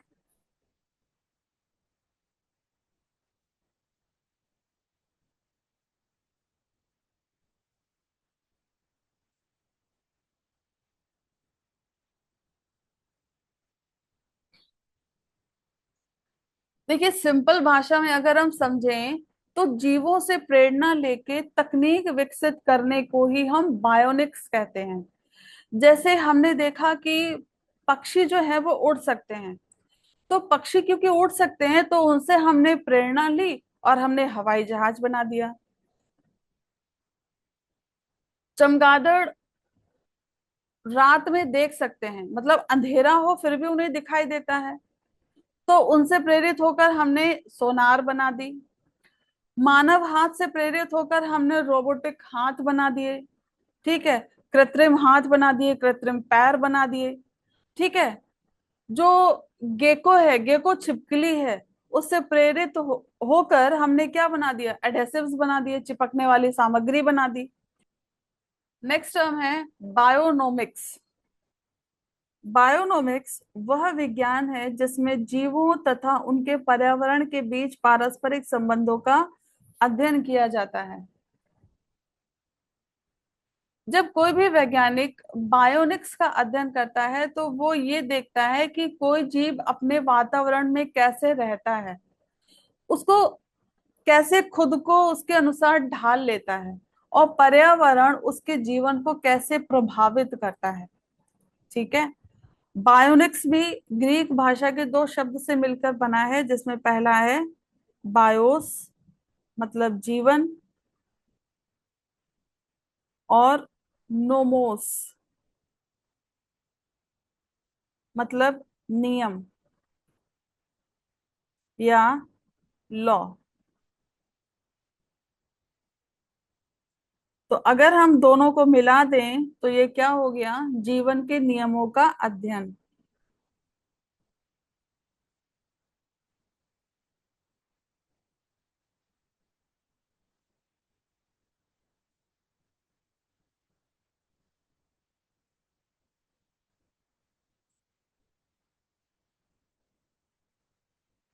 इसे हम एक सिंपल से एग्जांपल से समझते हैं। मान लीजिए एक ऊंट है। ऊंट रेगिस्तान में बिना पानी के कई दिनों तक जीवित रह लेता है। ठीक है, तो ऐसा वो कैसे कर पाता है? उसके बॉडी में ऐसी कौन कौन सी अडेप्टेशंस होती हैं, कौन सी अनुकूलन होती हैं कि वो कई दिनों तक रेगिस्तान में बिना पानी के रह लेता है। ठीक है, तो अगर हम बायोनोमिक्स पढ़ेंगे तो उसमें क्या पढ़ेंगे कि ऊंट के शरीर में कौन कौन से अडेप्टेशंस हैं, कहाँ रहता है वो, और उसका रहन सहन कैसा होता है। ठीक है, हम यहाँ सिर्फ ऊंट के बारे में पढ़ रहे हैं, यानी कि ऊंट का उस पर्यावरण से क्या संबंध है, वो उस पर्यावरण में किस तरीके से सरवाइव कर लेता है। तो ये स्टडी क्या कहलाती है? बायोनोमिक्स कहलाती है। यानी कि किसी भी एक जीव की पूरी जीवन शैली और उसके पर्यावरण के अनुसार अनुकूलन का अध्ययन बायोनोमिक्स कहलाता है। ठीक है, इससे पहले लास्ट क्लास में हम लोगों ने एक टर्म पढ़ा था, इकोलॉजी। इकोलॉजी को बायोनोमिक्स के साथ अगर पढ़ें तो इकोलॉजी में भी हम लोगों ने देखा था कि जो प्राणी होते हैं उनका पर्यावरण से क्या अंतःक्रिया होती है, वो किस तरीके से पर्यावरण के साथ अंतःक्रिया करके सरवाइव कर पाते हैं। तो जब हम बायोनोमिक्स पढ़ेंगे तो हमने सिर्फ यहाँ पर देखा कि ऊंट का उसके पर्यावरण के साथ क्या तालमेल होता है। ठीक है, वो किस तरीके से उस पर्यावरण को अडेप्ट कर लेता है और वहां पर बहुत ही आसानी से रह लेता है। लेकिन अगर हम इसी सवाल को बदल दें और हम ये पूछें कि जैसे हम डेजर्ट है तो डेजर्ट इकोसिस्टम में ऊंट है, कैक्टस है, वहां पे सांप भी होते हैं, कीट भी होते हैं, मिट्टी है, वर्षा है, तापमान है वहां पर, ये सब एक दूसरे को किस तरीके से प्रभावित करते हैं। तो जब हम ये पूछेंगे तो ये क्या कहलाएगा? ये इकोलॉजी कहलाएगा। ठीक है, यहाँ फोकस सिर्फ ऊंट पर नहीं है, पूरे पर्यावरण और उसमें रहने वाले सभी जीवों के पारस्परिक संबंधों पर है। तो इसलिए ये क्या हो गया? इकोलॉजी हो गया। और जब हम सिर्फ ऊंट के बारे में पढ़ें तो वो क्या हो गया? बायोनोमिक्स हो गया। आई होप आपको क्लियर हुआ होगा। नेक्स्ट है बायोनोमी। बायोनोमी वह विज्ञान है जिसमें जीवों के जीवन शैली और उनके पर्यावरण के साथ संबंधों का अध्ययन किया जाता है। देखिए, बायोनोमी और जो बायोनोमिक्स है, दोनों का संबंध जीवों की जीवन शैली, मतलब मोड ऑफ लाइफ, उनकी जीवन शैली कैसी होती है, और उनके पर्यावरण के साथ संबंधों से है। बायोनोमी में भी हम वही पढ़ते हैं, बायोनोमिक्स में भी हम वही पढ़ते हैं। बायोनोमी दो शब्दों से मिलकर बना है। बायोस मतलब लाइफ या जीवन, और नोमोस मतलब नियम। तो बायोनोमी क्या हो गया? जीवन के नियम। और बायोनोमी में भी क्या था? जीवन के नियमों का अध्ययन या जीवन के नियमों का विज्ञान। तो इनका जो लिटरल मीनिंग है वो तो बिल्कुल ही सेम है। ठीक है, बायोनोमी का शाब्दिक अर्थ है जीवन के नियम, लेकिन जीव विज्ञान में इसका अर्थ होता है जीव अपने वातावरण में कैसे रहते हैं, कैसे अनुकूलित होते हैं, और उनका पर्यावरण से क्या संबंध है। तो लगभग लगभग ये दोनों एक दूसरे से बिल्कुल मिलते जुलते हैं, इनमें ज्यादा कुछ फर्क नहीं होता है। नेक्स्ट टर्म है बायोमेट्री। बायोमेट्री वह विज्ञान है जिसमें जीवों से संबंधित आंकड़ों, जो बायोलॉजिकल डेटा होता है, उसका गणितीय और सांख्यिकीय विश्लेषण किया जाता है। बायोमेट्री दो ग्रीक शब्दों से मिलकर बना है, बायोस और मेट्रॉन।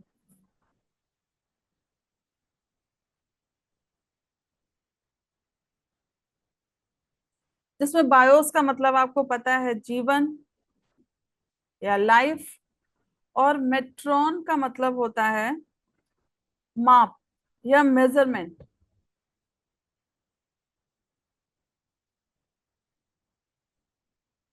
ठीक है, यानी कि जीवों का मापन, दोनों को मिला दे तो क्या हो गया? जीवों का मापन। इसे समझ लेते हैं एक एग्जांपल लेकर। मान लीजिए आप एक क्लास के टीचर हैं और आपकी क्लास में 100 स्टूडेंट्स हैं। अब आपको जानना है कि आपके स्टूडेंट, आपकी क्लास में जो 100 स्टूडेंट्स हैं, उनकी जो औसत ऊंचाई है वो कितनी है। ठीक है, तो आप क्या करेंगे, आप सबसे पहले सभी जो 100 विद्यार्थी हैं, जो 100 स्टूडेंट्स हैं, उनकी ऊंचाई मापेंगे। ठीक है, और उनका जो डाटा होगा उसे लिख लेंगे। उसके बाद आप उनका औसत या एवरेज निकालेंगे और फिर निष्कर्ष निकालेंगे कि इस कक्षा की जो औसत ऊंचाई है वो मान लीजिए 160 सेंटीमीटर है। ठीक है, तो इसी को, जीवों से जुड़े ऐसे आंकड़ों को मापना और उनका विश्लेषण करना ही क्या कहलाता है, बायोमेट्री कहलाता है। क्लियर? तो इसी को क्या बोलते हैं, बायोमेट्री बोलते हैं। इन चीजों में आपको बहुत ज्यादा डीप में नहीं जाना है, बस आपको इसकी उत्पत्ति, वर्ड की उत्पत्ति, इसमें किस चीज का अध्ययन किया जाता है, इसको ध्यान रखना है। और इसको समझाने के लिए ही मैं आपको एग्जाम्पल दे रही हूँ, जिससे आपको इसको समझने में कोई डाउट ना रहे। मतलब सिर्फ रटना ही हमारा उद्देश्य नहीं है, समझते हुए आगे बढ़ना।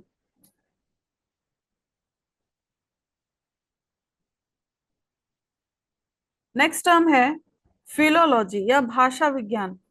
फिलोलॉजी वह विज्ञान है जिसमें भाषाओं की उत्पत्ति, विकास, इतिहास तथा प्राचीन साहित्य का अध्ययन किया जाता है।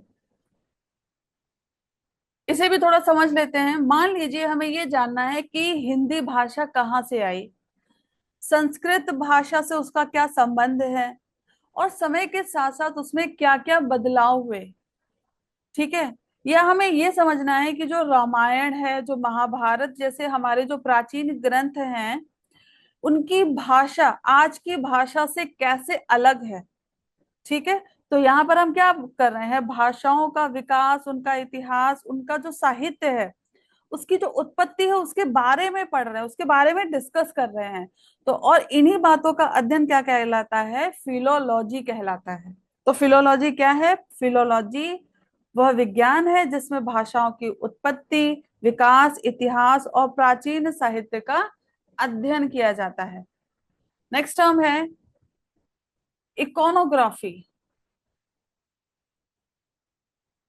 या आइकोनोग्राफी या प्रतिमा विज्ञान या प्रतीक विज्ञान। आइकोनोग्राफी वह विज्ञान है जिसमें मूर्तियों, चित्रों, धार्मिक प्रतीकों, उनकी पहचान का वैज्ञानिक अध्ययन किया जाता है। इसे जरा समझ लेते हैं। मान लीजिए आप किसी मंदिर में गए, आपको कई देवी देवताओं की मूर्तियां दिखाई दी। अब आप कैसे पहचानेंगे कि कौन सी मूर्ति शिव जी की है, कौन सी विष्णु जी की है और कौन सी दुर्गा माँ की मूर्ति है। ठीक है, तो हम पहले उस मूर्ति को देखेंगे। ठीक, उसके हाथ में त्रिशूल है या शंख है या चक्र है या कमल है या सिंह है। ठीक है, इन ये जो सिंबल्स हमको दिखाएंगे, दिखाई देंगे, ये जो प्रतीक हमको दिखाई देंगे, इन्हीं को पहचान कर हम बताएंगे कि ये मूर्ति किसकी है। ठीक है, और इन मूर्तियों और प्रतीकों की पहचान और उनके अर्थ का अध्ययन ही क्या कहलाता है, आइकोनोग्राफी या प्रतिमा विज्ञान कहलाता है। इस टर्म की बात करें तो ये भी ग्रीक भाषा के दो शब्दों से मिलकर बना है। पहला है आइकॉन, मतलब चित्र या प्रतिमा, और दूसरा है ग्राफिया, मतलब वर्णन या डिस्क्रिप्शन। तो यहां बस इतना ही देखेंगे। नेक्स्ट टर्म है हमारा कीट संवर्धन। कीट संवर्धन या इंसेक्ट रियरिंग या इंसेक्ट कल्चर। तो इसकी डेफिनेशन देख लेते हैं। कीट संवर्धन प्राणी विज्ञान एवं कृषि विज्ञान की वह प्रक्रिया है जिसके अंतर्गत आर्थिक, कृषि एवं जो पारिस्थितिक दृष्टि से महत्वपूर्ण उपयोगी कीटों का नियंत्रित पारिस्थितिकियों में वैज्ञानिक ढंग से पालन पोषण, प्रजनन, संरक्षण एवं संख्या वृद्धि की जाती है। इसे क्या कहलाते हैं, या इसे क्या कहते हैं? कीट संवर्धन कहते हैं। इसे एक एग्जाम्पल से समझते हैं। जिस प्रकार गाय का पालन हम दूध के लिए करते हैं, गाय का पालन हम क्यों करते हैं? गाय पालते हैं जिससे हमें दूध मिले, ठीक है, हमें मट्ठा मिले, घी मिले, ठीक। उसी प्रकार से हम मधुमक्खी का पालन करते हैं। तो मधुमक्खी का पालन हम क्यों करेंगे? शहद के लिए। और रेशम के कीड़े का पालन हम क्यों करेंगे? जिससे हमें उससे रेशम मिले। तो यही प्रोसेस क्या कहलाती है? कीट संवर्धन कहलाती है। कि मतलब उन कीटों को पालना जो कीट हमारे लिए उपयोगी हो, ठीक है, उनको, उनका पालन पोषण करना, उनका प्रजनन करवाना, उनका संरक्षण करना और उनकी संख्या में वृद्धि करना, ये सारी प्रोसेस क्या कहलाती है? कीट संवर्धन कहलाती है। जिससे हमें जो उनसे जो प्रोडक्ट मिले वो ज्यादा से ज्यादा मिले और बेहतर मिले, ठीक है। नेक्स्ट टर्म है हमारा ऑन्कोलॉजी या कैंसर विज्ञान। ऑन्कोलॉजी मेडिकल साइंस की वह शाखा है जिसके अंतर्गत कैंसर के कारण, विकास, उसका जो डायग्नोसिस होता है, उसका जो ट्रीटमेंट है, उसका प्रिवेंशन या रोकथाम और उसके पुनर्वास या रिहैबिलिटेशन का वैज्ञानिक अध्ययन किया जाता है। रिहैबिलिटेशन का मतलब है कि मरीज को बिल्कुल सही करके और निरोग करके उसको एक नॉर्मल लाइफ वापस से प्रोवाइड कराना, कि वापस से वो एक नॉर्मल लाइफ जी सके। सिंपल भाषा में अगर हम बोले तो ऑन्कोलॉजी वह विज्ञान है जिसमें कैंसर का अध्ययन किया जाता है।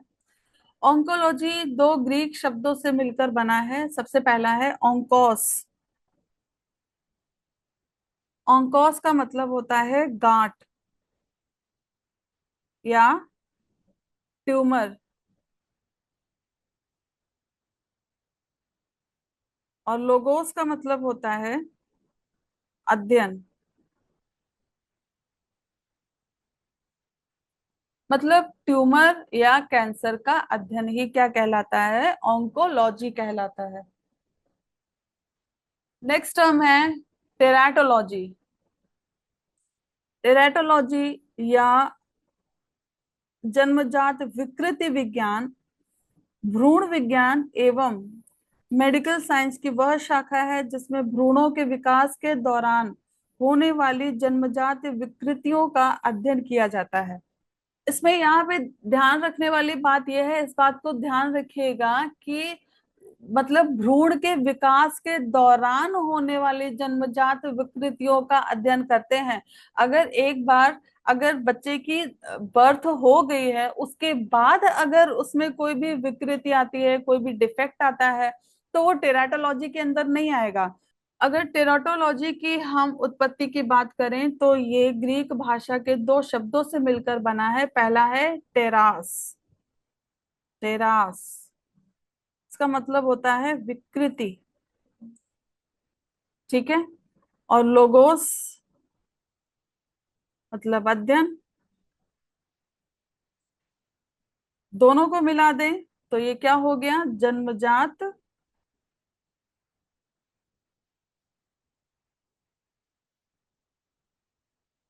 विकृतियों का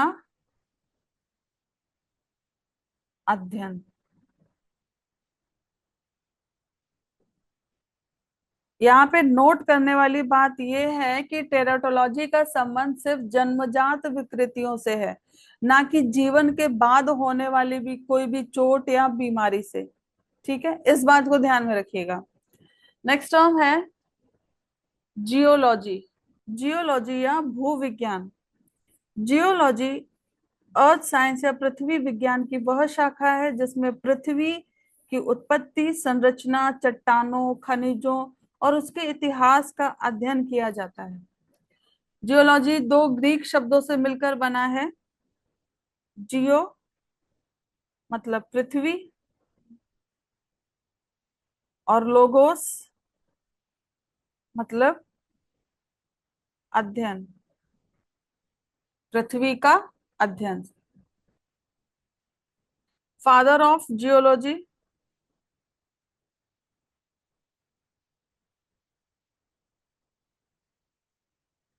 जेम्स हटन।